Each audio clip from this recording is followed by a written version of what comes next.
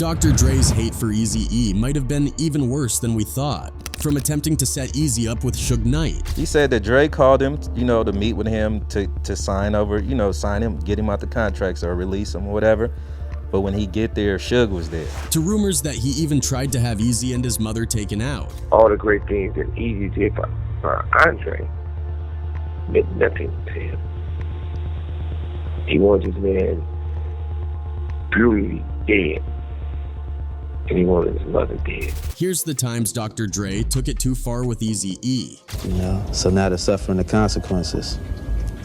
Eazy-E, you're dropping like a brick, boy. Recently, Suge Knight did another jailhouse interview, and as always, he had some wild things to say. This time about the details behind Eazy-E releasing Dr. Dre from Ruthless Records. And if you don't want to speak on it, you don't have to, but the run-in you and Eazy-E had where you made him sign over Dr. Dre, if you can you give me the backstory? Because over the years, so many people spoke on it, but I never heard you speak on it. So if you don't mind, can you, break that down for me? Now, we've all heard the infamous story of how Suge allegedly strong-armed Eazy into letting Dre go. But according to Suge, that's not how it went down at all. He claims there was no need to intimidate Eazy because they actually had a real conversation. I had a real conversation with Eazy.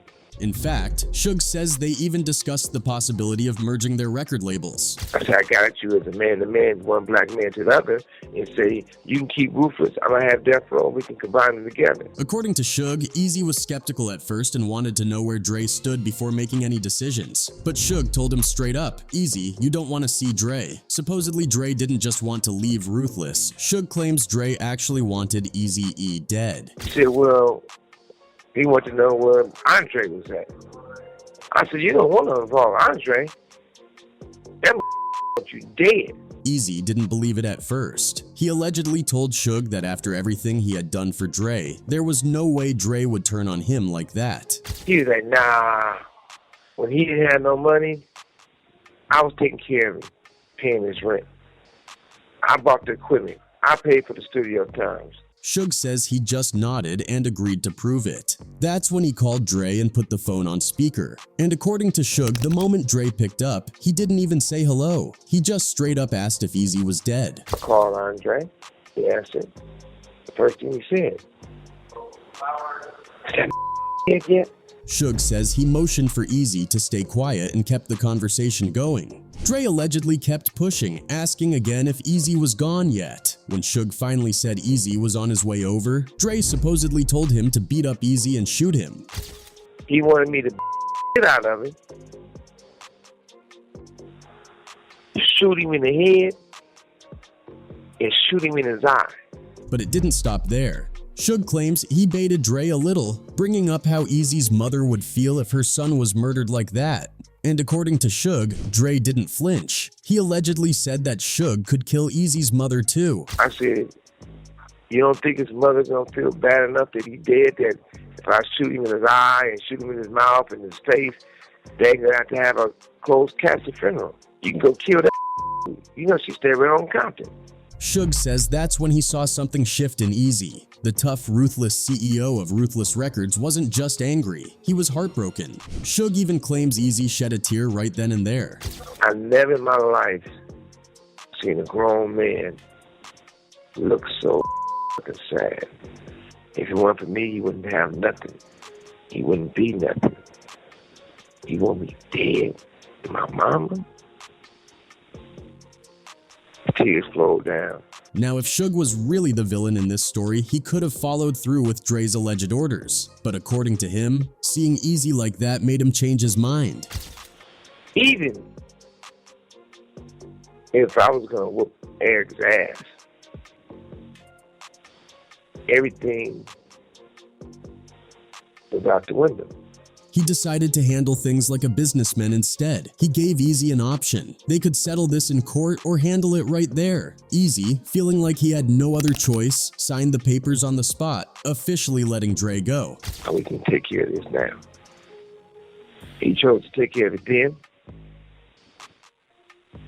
He signed the paperwork. Suge admits he felt like he was doing the devil's work that day, but at the same time, he justifies it by saying that he actually saved Eazy and his mother's life. He claims that if Dre had asked someone else to do the job, Eazy might not have made it out alive that day. And the other part of me justifies it, saying I didn't whoop Eazy ass. I didn't kill Eric. I didn't let nothing happen to him. Because if Andre would have told the wrong person, Eazy would have been a dead mother at that point.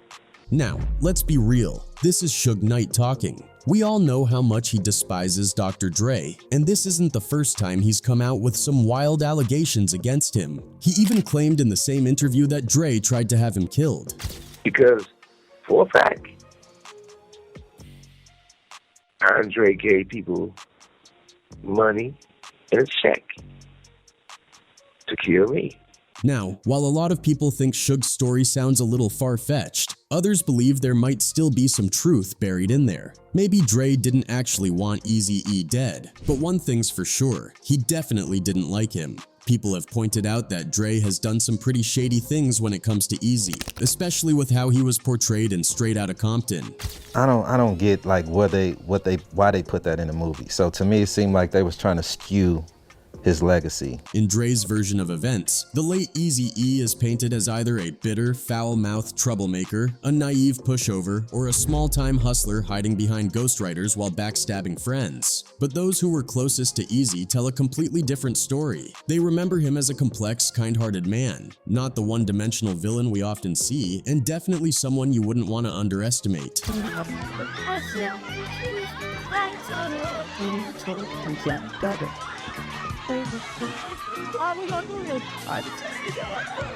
Do you think this is an achievement for all the inner city kids to be here? Yeah, I think so. I know so. Also, one of the most criticized parts of the movie is how it portrays Dr. Dre as this almost superhero-like figure in rap, which doesn't quite add up. It seemed like Dre tried to make himself seem like the man. You know, he turned himself into a gangster.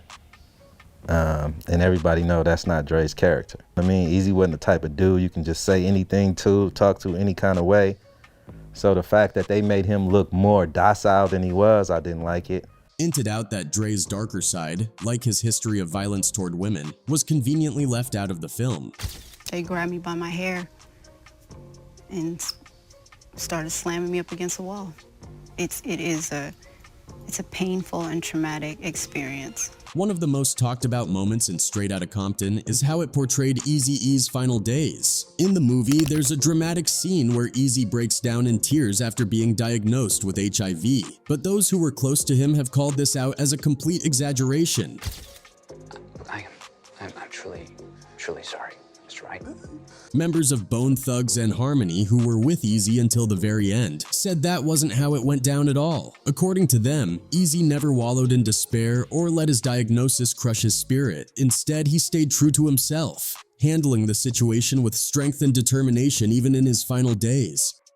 No, it was not true to the story. Okay. Here's why it was not true to the story. That last 2 years of his life, Eazy-E was smoking hot. Even though he was sick, he was happy as hell. He had Bone Thugs and Harmony. I don't like how it was portrayed that Eazy-E was like, he was like broke and like stressing, like when he died, because like we didn't get that from him at all. Now, of course, Eazy was sad about his condition. He was young, successful, and had so much to live for. Anyone in his position would feel some level of sadness. But the overly emotional portrayal in the movie didn't match what people close to him actually witnessed. It seemed like the filmmakers took some creative liberties to make the scene more dramatic and impactful for the audience. But in doing so, they painted a picture that didn't align with reality. Another glaring issue in the movie was the claim that Eazy was broke during his later years. The film shows him supposedly downgrading his lifestyle, moving into a smaller house and struggling financially. But according to people like BG Knockout, this couldn't be further from the truth. He wasn't the type of dude you can just say anything to, talk to any kind of way.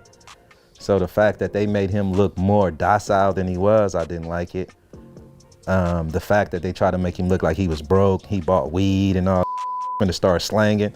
All that was In fact, Eazy was anything but broke. His company, Ruthless Records, was worth hundreds of millions of dollars. He had a thriving bank account, the #1 group and album in the country, and multiple properties, not some downsized single house as the movie suggests. His bank account was still flooded. He had Bone, he had the #1 group, you know what I'm saying? The #1 album, like multiple houses, man. Like Eazy, his one house, I promise you, like if you were to walk in his house, you would feel some type of way how beautiful that was. Right. To put it in perspective, Eazy was worth about $50 million at the time of his passing, with Ruthless Records valued at $30 million. He had a collection of assets that included several homes spread across high-end areas like Norwalk, Topanga, Westlake, Calabasas, and Woodland Hills. His Woodland Hills property was especially luxurious, perched on a hill with stunning views and tucked away from the noise of city life. Eazy wasn't just about the money, though. He was also a dedicated father who spared no expense for his kids. He reportedly spent over $20,000 a year per child on private Christian Montessori schooling and more than $50,000 a month on child support. On top of that, he went all out for birthdays, designer clothes, jewelry, and the latest toys. According to his son Eric Jr., they even spent quality time together playing Sonic the Hedgehog. Beyond being a father and a rapper, Eazy was a businessman with an eye for opportunity. He was involved in several ventures, from creating a comic book series called The Hood with Rob Liefeld, co-creator of Deadpool, to developing speakers called Eazy-E's Bass Shakers. He also had plans for a video game, a screenplay titled Smiling Faces, and even opening a film studio. In 1994, he started the Ruthless radio show on KDA's 92.3 The Beat, which quickly became a hit, topping its time slot. According to FBI files, Ruthless Records was making over $10 million a month in revenue around the time of Eazy's death in 1995. The label became the first independent record company to outsell major ones. Even after his passing, Eazy's legacy lived on. His widow still owns NWA's catalog, and royalty checks from old Ruthless artists continue to flow into his estate. With the rise of streaming services, Eazy's music and business ventures will likely keep generating revenue for generations, so portraying Eazy as broke in the movie just doesn't add up. BG Knockout believes the portrayal was intentional, a way for Dr. Dre and others involved to skew Eazy's legacy. I don't get like why they put that in the movie. So to me, it seemed like they was trying to skew his legacy. Another side of Eazy-E that Straight Outta Compton completely ignored was his selfless and giving nature. People who knew him always talk about how he had a big heart and a soft spot for anyone society overlooked or forgot about. Whether it was small acts of kindness or grand gestures, Eazy showed his empathy time and time again. For instance, in his own neighborhood, Eazy would do things like buy ice cream for the kids in Compton or spend hours skateboarding with the younger kids in Calabasas. But it wasn't just about the small stuff. He went all out when it came to helping others. During the holidays, Eazy would dress up as Santa Claus to hand out gifts and make sure families in need had turkeys for Thanksgiving. He didn't stop there. He'd take the children of his employees on Disney trips and even spend over $600 on merchandise to make those moments extra special. He was always trying to expose kids to opportunities they might not otherwise get. He sponsored rodeo events to introduce inner-city youth to new cultural experiences and spent time talking to incarcerated teens, encouraging them to turn their lives around. Do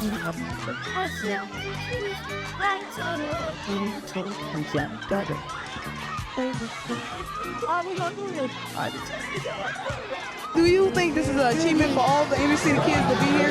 Yeah, I think so. I know so. And it wasn't just his time he gave. Eazy also donated a significant amount of money to causes he believed in. He supported charities like City of Hope Memorial Hospital, participated in the Make-A-Wish Foundation, and was involved with athletes and entertainers for kids. His generosity even earned him an invitation to a 2-day conference and fundraising event hosted by President George H.W. Bush in 1991. But one story really shows the kind of person Eazy was. Cocaine, a member of the group Above the Law, shared how Eazy saved his kids' lives. Cocaine's twins were born prematurely and needed an expensive operation to survive.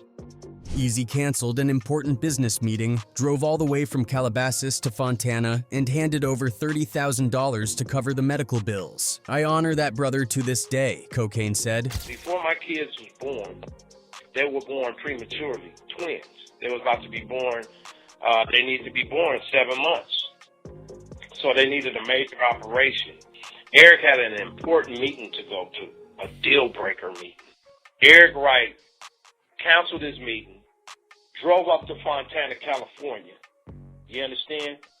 And cashed them people out $30,000 cash here. For so many people, Eazy wasn't just a boss or a business partner, he was a mentor, a protector, and a friend. He had a way of seeing the potential in people that they couldn't see in themselves. He encouraged them to aim higher and be better than they ever thought possible. But the movie didn't show this side of him at all. Instead, it painted Eazy as a pushover, which couldn't be further from the truth. One of the most ridiculous moments in Straight Outta Compton was making seem like a pushover. Eazy wasn't the kind of guy you could just push around. He had deep connections with some of the most serious figures out there, including the Crips and the Mexican Mafia. Eazy was also heavily tied to the Southside Crips, who were a major force in Compton. One of his key connections was with Keef D, a well-known figure in the Compton gang scene. Keef D's family even owned Compton Hydraulics, a car shop on Long Beach Boulevard in Compton. This wasn't just a place for car repairs. It was a hub where street culture, music, and business overlapped.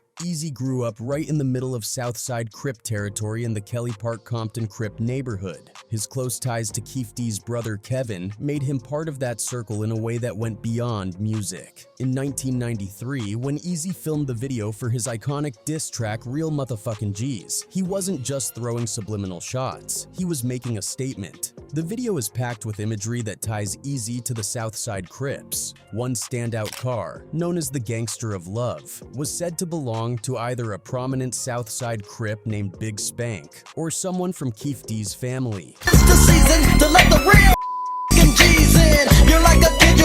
The people featured in the video weren't just extras, they were part of Eazy's world, some of them throwing up Southside Crip signs, rocking Seattle Mariners hats, a known Crip emblem with the S for Southside, and decked out in blue, the gang's color. Eazy himself sported a blue Mariners cap with a yellow S, cementing his affiliation in plain view. But once have you ran with the turf, but yet in every verse claim you used to do the dirt. Adding to this mix was BG Knockout. BG Knockout and the crew backing Eazy were fiercely loyal, making it clear that Eazy wasn't someone you could mess with lightly. Both BG Knockout and Keef D have dismissed the idea of Suge ever laying a hand on Eazy. Eazy getting beat up. Yeah, by you Suge know. and his people. You don't want that problem. For them, the slap story is pure fiction. After all, Suge Knight would have been risking a war with the Southside Crips, and that's not a gamble anyone would want to take. I watched that movie and stuff like that. I don't think that's true because Eazy-E had the whole Alondra behind him. Eazy also had connections to the Mexicans, and years later, he would go on to cement that connection in a big way when he signed Brownside, a Chicano rap group led by the late Toker, as well as another groundbreaking Mexican rapper, Kid Frost. At a time when Latino rap wasn't taken seriously in the mainstream, Eazy-E saw something others didn't. He was ahead of his time and foresaw that the Chicano rap movement was going to be a force to reckon with. He had already signed the Brownside, and then he ended up signing Kid Frost, and we ended up working on the Brownside record, you know what I mean? And you know, that was his thing. He had that mind state about it because he knew that was coming. Like I said, the guy was ahead of his time. Brownside, in particular, was something special. Under Eazy's guidance, they became pioneers of Chicano rap, laying down the blueprint for how the genre would sound and feel. But Brownside wasn't just another rap group trying to capitalize on a trend. These guys were real gangsters, straight out of the streets with stories to tell. Everything they rapped about was authentic. There were no exaggerations, no clout-chasing antics, just raw, real-life experiences that reflected who they were. And I'm straight gang related. One of the most legendary stories about Brownside's loyalty to Eazy comes from the height of the infamous Ruthless Records versus Death Row Records beef. The war between Eazy-E and Suge Knight was no joke. Death Row was known for being aggressive, and Suge Knight's reputation for intimidation was well earned. But as Toker later explained, Brownside played a huge role in keeping Eazy safe during this time. According to Toker, he and the Brownside crew showed up at Ruthless Records right when things started getting heated between Eazy and Suge. Toker described it as almost fate, like destiny brought them there at just the right time. Death Row's crew had assumed they could overpower Eazy because they thought he was alone and vulnerable, but they were wrong. Brownside was already there, ready to ride for Eazy without hesitation. Toker said they let Eazy know straight up, "We're here, and we're ready to back you up no matter what." We got to Ruthless when the Death Row Ruthless beef was cracking. So they thought they were gonna overpower my boy because my boy was by himself. But you know Destiny's Destiny took Toker and the Brownside clique to Ruthless. Toker said that during one of their conversations they told Eazy straight up, "If there's anyone you want gone, just say the word." Eazy, being the kind of guy he was, tried to brush it off. He told them, "It's not like that, man," trying to downplay the situation, but Toker wasn't having it. He looked Eazy in the eye and said, "Nah, it's exactly like that." But to make a long story short, we told E, "We rolling with you, fool. We got your back. What's cracking with this Death Row roof? Who you want gone? Cause we ain't around." Toker made it clear to Eazy that if he just mentioned a name, they'd handle it, and he wasn't bluffing. Toker said they had youngins, kids who were 15 or 16 years old, that were more than ready to step up and do the job. In Toker's words, "At most they'll let them out when they're 22, so you don't gotta worry about a thing." That's how serious they were. I'ma send my little young juvenile torpedoes so they can go ahead and do YA life. They're gonna let my boys out when they're 22 years old. Don't worry about it. After that conversation, things between Eazy and the Mexican community became even tighter. Eazy knew he had an army behind him. Wherever he went, fancy restaurants, important meetings, or events, he'd call up Brownside and his Mexican homies to roll with him. They weren't just there for show either. These guys were ready for whatever. They were hoping to run into anyone from Death Row Records so they could make a statement and prove to Eazy that they had his back till the very end. Everywhere he went, he called his Mexicans. He called his brown brothers. "Where you at? What's cracking? Swoop up over here. Come in the Lolos." He be in Beverly Hills at an expensive restaurant. Mexicans drive up, hoping we ran into somebody from that row. Hoping, because we wanted to make a statement. We wanted to make a statement. But luckily, never. And one day, they got their chance. According to Toker, Eazy was chilling at a cheesecake factory when about 7 or 8 guys claiming to be affiliated with Death Row appeared. These guys surrounded Eazy, trying to intimidate him. These dudes were trying to flex their strength, maybe thinking they'd caught him alone and vulnerable. And it was like 7, 8 that claimed Death Row waiting for their cars to pull up because they were leaving the cheesecake factory. Right when my boy E walked past them, they all surrounded him. "What's up?" And they were saying the N-word. But they didn't realize what they had walked into. Out of nowhere, the tables turned. Suddenly, the Death Row guys found themselves surrounded, and not just by a few people. Toker described it as feeling like they were at a Mexican soccer field. The entire place was filled with Mexican gang members who showed up to protect Eazy. These weren't random guys either. They were real gangsters, people who didn't play around. They thought they were at a Mexican soccer field surrounded by Mexican soccer players, but it was us. I said, "What's up, man? You beef with my brother Eazy?" They were like, "Oh, damn. You just got beef with my little brother Eazy? You got beef with me, mother." And my little homie started coming out with the heat. They were like, "No, man." The Death Row affiliates were completely shook. The intimidation game flipped on them real quick, and they knew they were outnumbered. Without wasting any time, they scrambled out of there, jumping into their cars and speeding off like their lives depended on it. And just to send a message, Toker and the crew didn't let them leave quietly. Toker told them straight up, "In case y'all want to come back, you're more than welcome. We'll be right here waiting." This was a statement, one that made it loud and clear that Eazy-E wasn't alone. And if anyone thought they could intimidate him, they'd have to deal with the Mexican gangs of Compton. Regardless of how twisted Straight Outta Compton was in its portrayal of Eazy, his legacy still stands strong today. No amount of creative editing can erase the mark he left on hip-hop and the culture as a whole.